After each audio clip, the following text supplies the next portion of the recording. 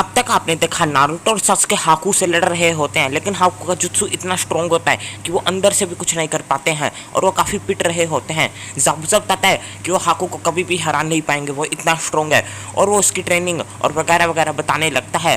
फिर वो वहाँ पे अपना जुत्सु करता है, जिससे वहाँ पे बहुत ज़्यादा धुंध फैलने लगती है और काकेशी अपनी शारिंगन का इस्तेमाल करता है, लेकिन इतनी धुंध में फिर भी काकेशी कुछ देख नहीं पाता और तभी वो पीछे देखता है। और अब आगे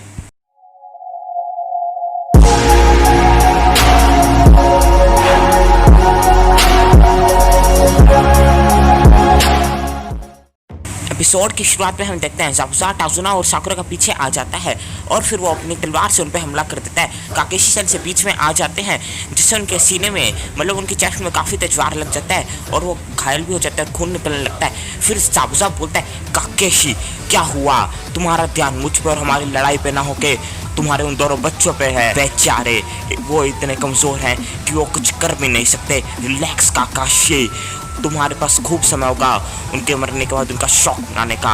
काकेशी बोलता है, ज़ाबुज़ा ज़्यादा मत बोलो, मुझे उन पर पूरा भरोसा है कि वो उन्हें प्रोटेक्ट कर लेंगे।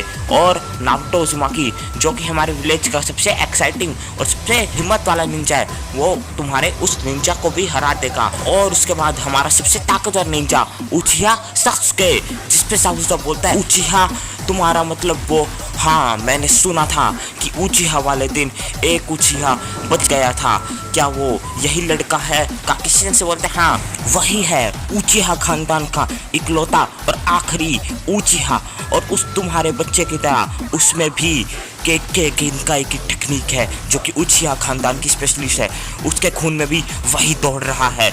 ज़ाबुज़ा बोलता है, तो क्या हुआ, हाकू को आज तक कोई भी निंजा हरा नहीं पाया है, तो कुछ भी नहीं कर पाएगा, यहाँ तक कि तुम्हारे जैसा चूहा भी उसका कुछ नहीं बिगाड़ सकता। और ये बोल के ज़ाबुज़ा धुन में फिर से कहीं छुप जाता है। काकेशी सन से साकुरा और टाजुना की प्रोटेक्शन के लिए धुन में जाते हैं और वो वहाँ पे जाके वो भी गायब हो जाते हैं। और वहीं दूसरी तरफ सास्के और हाकू अपनी पूरी पावर से लड़ रहे होते हैं। जैसे कि आपको पता ही होता है, सास्के अपना फायरबॉल मारता है जिससे कि हाकू के थोड़े से कपड़े जल जाते हैं, जिसपे सास्के को लगता है कि वो अपनी स्पीड मैच कर सकता है हाकू की स्पीड से, लेकिन हाकू भी अपने हमले करने जाता है। फिर सास्के के पास और कोई ऑप्शन नहीं बचता, इसलिए वो एक स्ट्रिंग उठाता है और उसकी सारी स्ट्रिंगों को आराम से, जो पतली निडल्स होती हैं उनको आराम से डॉच कर देता है वो, जिसपे हाकू भी हैरान हो जाता है कि आखिर ये बच्चा मेरी इतनी देर से स्पीड कैसे मैच कर सकता है, ये नामुमकिन होना चाहिए। फिर भी वो हार नहीं मानता। सास्के काफ़ी घायल हो जाता है, इसलिए उसमें भी उतनी पावर नहीं होती, लेकिन उसके बाद भी वो लड़ने के लिए कोशिश करता है। जैसे ही हाकू उस पर हमला करता है, वो नारुतो को लेकर जंप मारता है और आप देख सकते हैं वो कितनी फोर्स से जंप मारता है। वहाँ पे एक चक्रा गैदर हो जाती है सर्कल राउंड शेप में। उसके बाद हम देख सकते हैं सास्के की शारिंगन एक्टिवेट हो जाती है, हम उसकी आंखों में देख सकते हैं।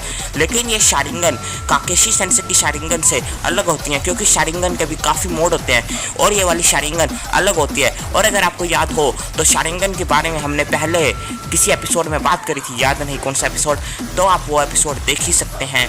और इसी वजह से वो हाकू की स्पीड को देख पाता है, क्योंकि वो उचिहा सास्के है जिसके पास शारिंगन की ताकत होती है, जिसपे हाकू समझ जाता है कि ये शारिंगन है, जिसकी वजह से वो देख पा रहा है। लेकिन जैसा कि मैंने कहा, वो काकेशी सेंसे की तरह कंप्लीट शारिंगन नहीं होती है, वो भी इनकम्प्लीट होती है, क्योंकि अभी एक्टिवेट हुई होती है, तो इसलिए वो फुल पावरफुल नहीं होती है। फिर वो समझ जाता है हाकू कि सास्के की तरफ हमला करने का कोई फायदा नहीं, वो हर बार उसकी स्पीड मैच कर लेगा और हर बार वो और तेज बनेगा, तो इसलिए उसे सास्के को हराने के लिए किसी और पे हमला करना होगा। और नारुतो को चुनता है। तभी हाकू अपने मिरर से बाहर निकलता है और अपनी फुल स्पीड नारुतो की तरफ बढ़ता है, और सास्के भी अपनी फुल स्पीड में हाकू की तरफ आता है और नारुतो को बचा लेता है और हाकू को दूर पटक के मारता है, जिसपे हाकू बार बार ऐसे कई बार हमले करता है, लेकिन हर बार सास्के अपनी फुल स्पीड का इस्तेमाल करता है और अपनी नई शारिंगन की मदद से हर बार नारुतो को बचा लेता है और हाकू आगे घायल गिरा होता है, जिसपे ये देख के नारुतो काफ़ी खुश हो जाता है कि आखिरकार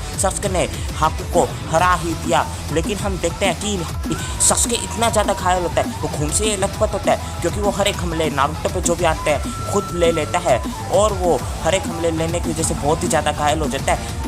उसके बाद सास्के नारुतो की तरफ देखता है और बोलता है, हे ज़रा अपना चेहरा देखो, बिल्कुल एक लूज़र लग रहे हो, सच कहूँ मुझे तुम बिल्कुल पसंद नहीं, मुझे तुमसे नफरत है।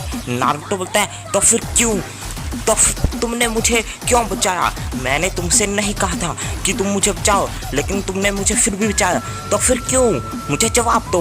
उसके बाद सासुके बोलते हैं मुझे नहीं पता, मेरा शरीर खुद पे खुद चलने लगा, मुझे कुछ सोचने का समय ही नहीं मिला और मैं अपने आप ही चलने लगा।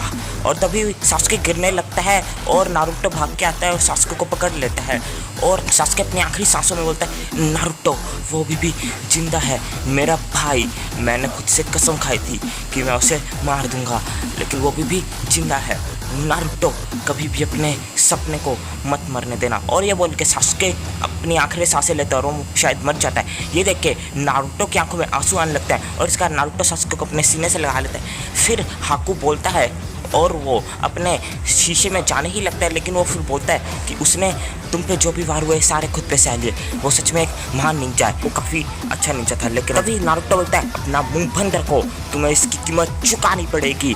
उसके बाद उसकी बॉडी से बहुत ही ज़्यादा हीट निकलने लगती है और धुआं निकलने लगता है, जैसा कि आप देख ही सकते हैं। और उसके बाद वहाँ से बहुत ही खतरनाक एक रेड कलर की चक्रा निकलती है जो कि ज़मीन को चीरते हुए निकलती है और नारुतो का फेस एक बीस्ट की तरह बन जाता है, उसकी आइस का कलर तक चेंज हो जाता है और वहाँ से इतनी ज़्यादा खतरनाक चक्रा निकलती है जो कि किसी ने नहीं देखी होती है। हर हाकू देख के ये बहुत ही ज़्यादा हैरान और डर जाता है, क्योंकि जब भी हम अपनी चक्रा गैदर करते हैं तो वो इनविजिबल होती है, क्योंकि ह्यूमन के लिए इतनी ज़्यादा चक्रा गैदर करना जो विजिबल हो नामुमकिन होती है। और वो चक्रा और किसी की नहीं, उस डीमन फॉक्स की होती है जो कि 12 साल पहले नारुतो के अंदर सील की गई थी।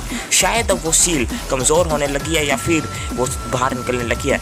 तभी वो सारी नीडल्स जो उसके अंदर लगी होती है निकल जाती हैं उस फोर्स से और नारुतो की सारी चोट हील हो जाती है और वो गुस्से में हाकू की तरफ देखता है और उसकी आइस का कलर कितना खतरनाक हो जाता है। और वो ज़ाबुज़ा और काकेशी उसकी फोर्स को महसूस कर पाते हैं। काकेशी सोचता है क्या ये ज़ाबुज़ा की ताकत है? नहीं, ये फोर्स मैंने पहले भी महसूस किया, ये नारुतो है, मुझे उसे रोकना होगा, नहीं तो वो सबको मुसीबत में डाल देगा। उसका नारुतो बहुत ही ज़्यादा गुस्से में पूरा लाल हो जाता है और आप देख सकते हैं हाकू की तरफ वो एक जानवर की तरह दौड़ता है। और यहीं पे होता है हमारा एपिसोड 16 ख़त्म। तो गाइस अगर वीडियो पसंद आई तो लाइक कर देना, शेयर कर देना, सब्सक्राइब कर दो हमारे चैनल को, कमेंट कर दो और बेल आइकन भी दबा देना और कमेंट करके बताओ कैसी लगी वीडियो। पसंद आई तो आपको पता ही है क्या क्या करना है। और इतने समय बाद आई वीडियो, उसके लिए सॉरी कॉपीराइट पे कॉपीराइट आए जा रहे थे, लेकिन क्या करूं, शायद अब इस बार ना आए क्योंकि मैंने ट्राई किया है। आगे तो कुछ कह नहीं सकता। और अगर आपने पूरी वीडियो देख ली तो उसका बहुत बहुत शुक्रिया। Thank you for watching, keep loving, keep supporting.